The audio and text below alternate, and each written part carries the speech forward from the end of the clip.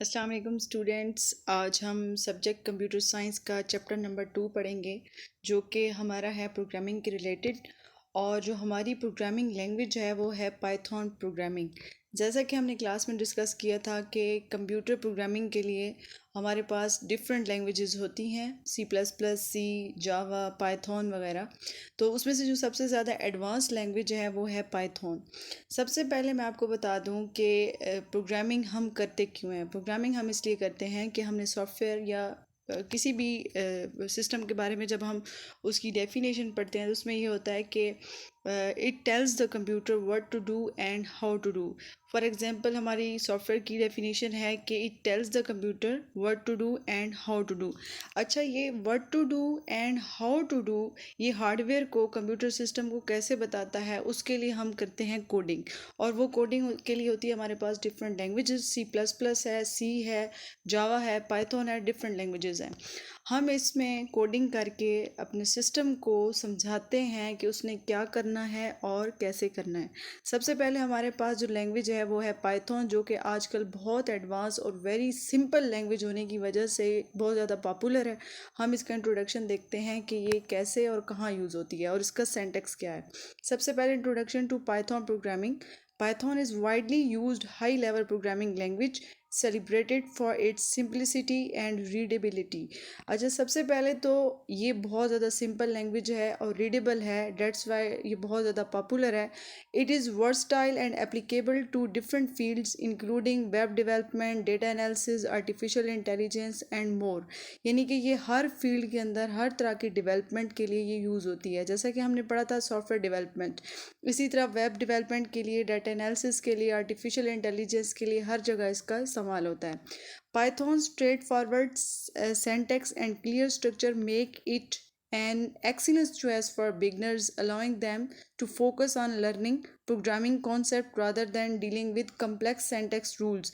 यानी कि अगर आप बिगनर हैं और आप कोडिंग करना चाहते हैं और आपकी एक सॉफ्टवेयर प्रोजेक्ट पे काम कर रहे हैं, तो आपके लिए बेहतर है कि आप पाइथन यूज़ करें, क्योंकि ये बहुत ज़्यादा सिंपल है। आप डायरेक्ट इस पे अपनी सॉफ्टवेयर की डेवलपमेंट इंस्टॉल स्टार्ट कर सकते हैं, बजाय इसके कि आप एक कम्प्लेक्स लैंग्वेज पहले चूज़ करें और उसके रूल्स सीखें, उसका सिंटैक्स सीखें। तो उससे बेहतर है कि आप पाइथन यूज़ कर लें, क्योंकि बहुत ज़्यादा सिंपल है और रीडेबल है, और इसकी सिंपलिसिटी की वजह से ये इसलिए पॉपुलर भी है।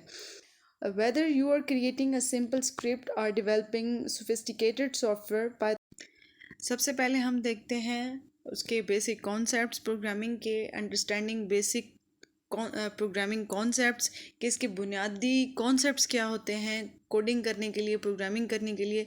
सबसे पहले डेफिनेशन है कंप्यूटर प्रोग्रामिंग की, कंप्यूटर प्रोग्रामिंग होती क्या है और हम ये कोडिंग क्यों करते हैं और ये लैंग्वेजेस क्यों इस्तेमाल होती हैं। Computer programming is the process of creating set of instruction. यानी कि कंप्यूटर प्रोग्रामिंग एक ऐसा प्रोसेस है जिसके अंदर हम इंस्ट्रक्शन, हदायत के सेट को क्रिएट करते हैं, ठीक है। That tell a computer how to perform a task, जो कि वो इंस्ट्रक्शन कंप्यूटर को बताती हैं कि तुमने क्या करना है।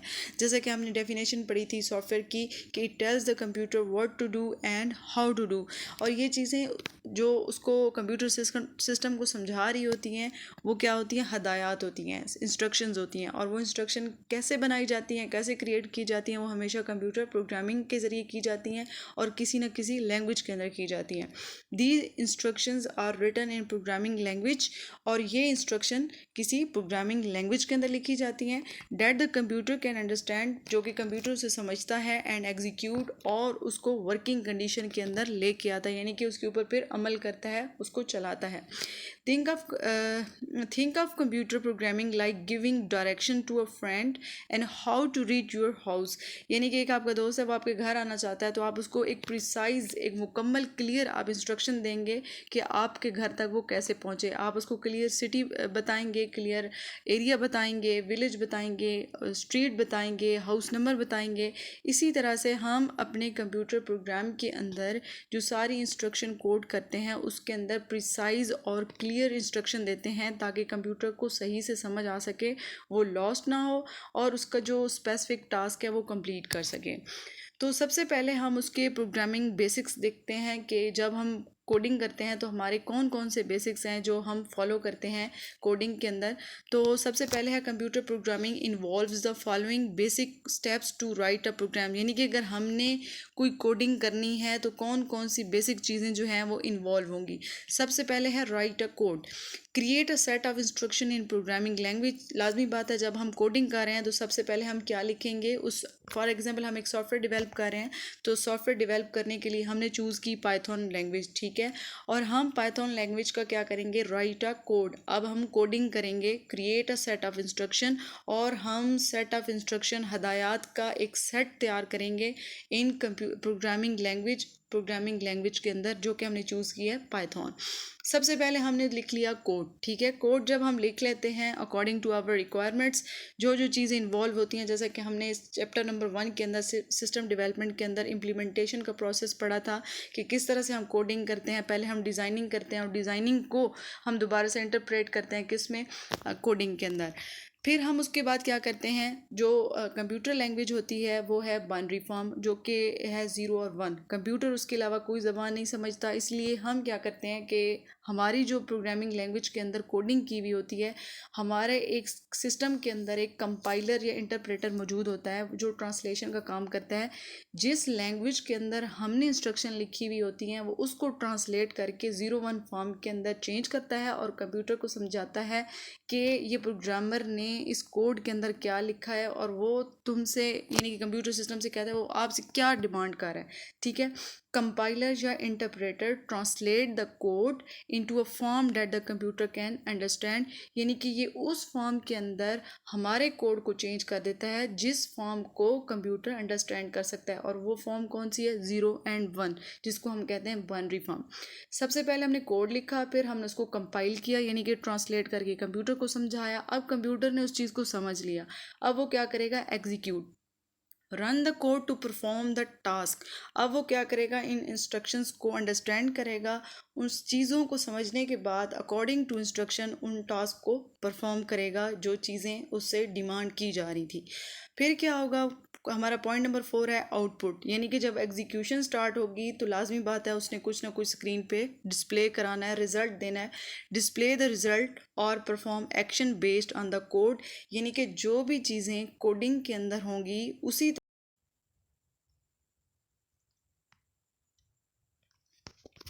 अच्छा, सबसे पहले हमने देखना है कि setting up Python development environment के आपने उसका सेटअप कैसे करना है। अगर हमने कोडिंग करनी है तो हमें कैसा सॉफ्टवेयर चाहिए, उसके साथ क्या क्या चीज़ें ज़रूरी होती हैं।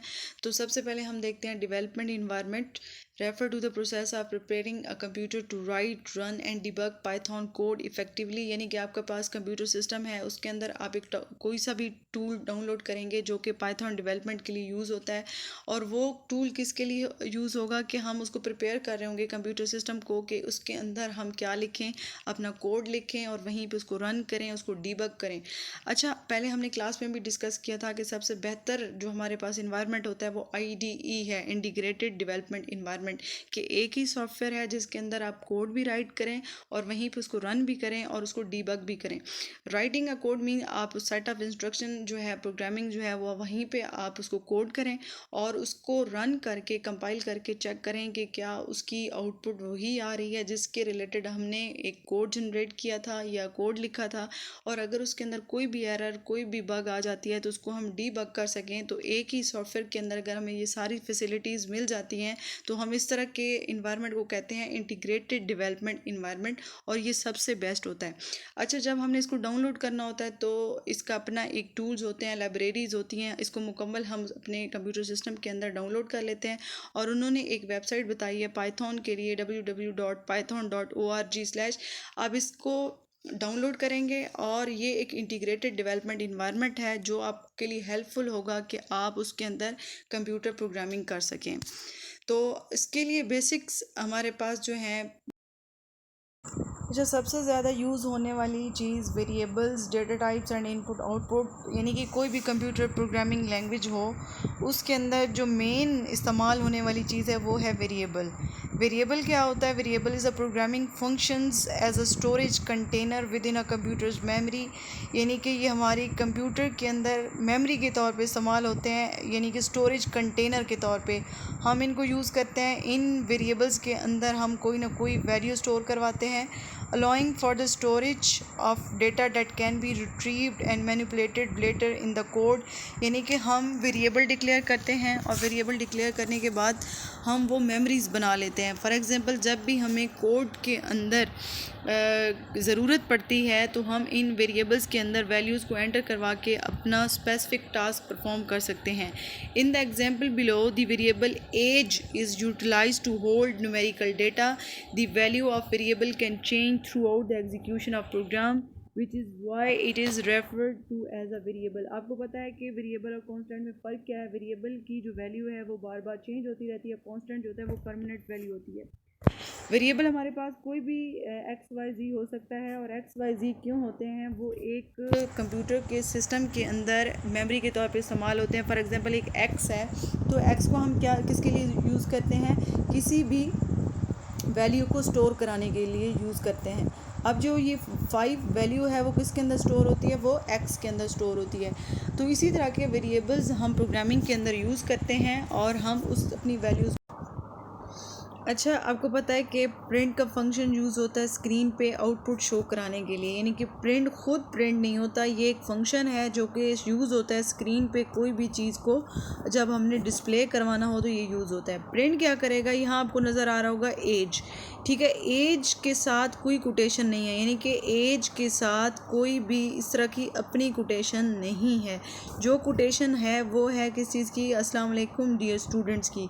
ये चीज़ स्क्रीन पे वैसी की वैसी प्रिंट होगी।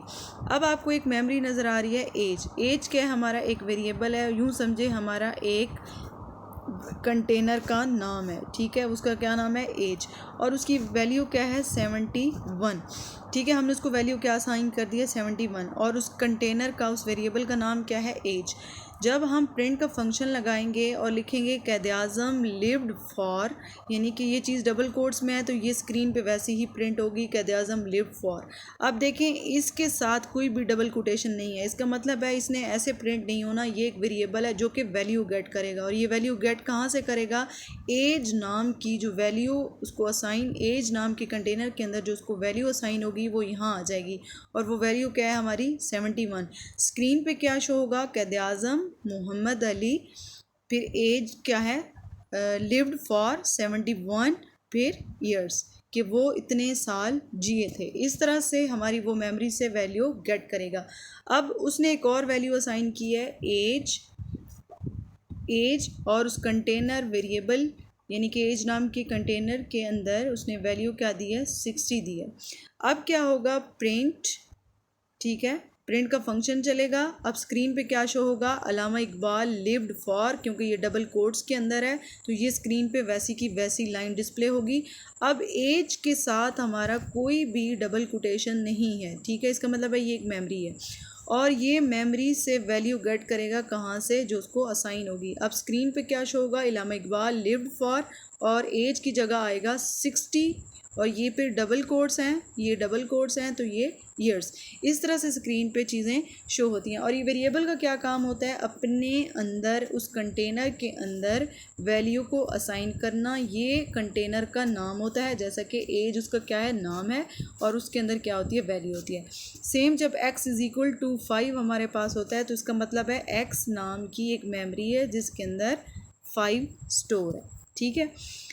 This example illustrates how the variable age is assigned different values to represent the ages of Quaid-e-Azam, Muhammad Ali Jinnah and Allama Iqbal, which are the then printed as a part of the output, यानी कि वो output के as a part display होंगी। और देखें name एक ही है लेकिन वैल्यूज़ डिफरेंट हैं। इसका मतलब है वेरिएबल अपनी वैल्यूज़ चेंज कर सकता है, यानी कि अगर एक और एज भी किसी को हम असाइन करना चाहें तो कर सकते हैं, क्योंकि ये वेरिएबल है और वेरिएबल अपनी वैल्यूज़ असाइन कर सकते हैं, चेंज कर सकते हैं। किससे होगी? अल्फ़ाबेटिकल होगी। और आप लोअर केस भी यूज़ कर सकते हो और अपर केस भी यूज़ कर सकते हो। The name must begin with a letter, यानी कि आपका जो स्टार्टिंग वेरिएबल हो तो उसका नेम जो हो वो स्टार्ट हो रहा हो किसी लेटर से। Variable naming rules in Python, यानी कि आपने अगर वेरिएबल डिक्लेयर करना है तो उसके कुछ रूल हैं। The name must begin with letter A to Z lower case letter या A to Z upper case letter और एन अंडरस्कोर, यानी कि जब भी कोई वेरिएबल आपने डिक्लेयर करना है ना, जैसे अभी हमने एज नाम का किया तो वो कह रहा है कि जो पहली चीज़ हो वो कोई लेटर हो, ठीक है, और वो अपर केस भी हो सकता है, लोअर केस भी हो सकता है, यानी कि आप छोटी ABC भी यूज़ कर सकते हो, बड़ी ABC भी यूज़ कर सकते हो, लेकिन आपने पहली स्टार्ट जो लेनी है वो किससे लेनी है, किसी अल्फ़ाबेट से लेनी है।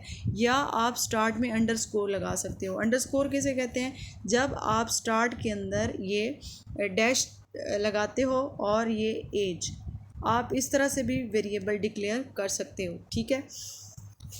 लेकिन आप स्टार्ट में कोई भी न्यूमेरिक वैल्यू यूज़ नहीं कर सकते। फॉर एग्जांपल 3 एज, तो आप कभी भी किसी वेरिएबल के स्टार्ट में कोई नंबर यूज़ नहीं कर सकते।